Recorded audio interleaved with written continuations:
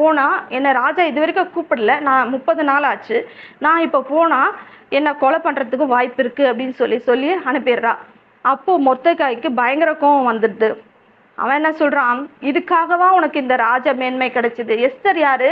ஒரு யூத பெண். அவளுக்கு இப்போ எங்க இருக்கிறா? சூசான் அரண்மனையில ஒரு ராணியா இருக்கிறா அவ.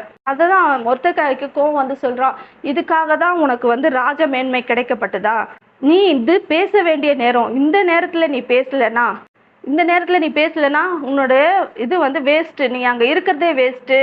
ஏன்னா உன்னுடைய இனத்தார் யூதர்கள், உலகெங்க இருக்கிற யூதர்களை மொத்தமா அழிக்க போறாங்க. நீ வந்து இன்னைக்கு சாவ போறத பத்தி பேசுறிய, எல்லா யூதர்களையும் அழிக்க போறாங்க. நீ வந்து யூத பெண்ணுன்னு தெரிஞ்சா உன்னை மட்டும் கொலை பண்ணாம விட்டுடுவாங்கன்னு நினைக்கிறியா? நீயும் சாக தான் போற. நீ இதுக்காக பேசலனா யூதர்களுக்கு ரட்சிப்பு வேற எங்கிருந்தாவது வரும் அப்படின்னு சொல்லி ஹார்ஷா பேசி அனுப்பிடுறான் மொர்தெகாய். இந்த வார்த்தைகளை கேட்ட உடனே எஸ்தர் சொல்றா, சரி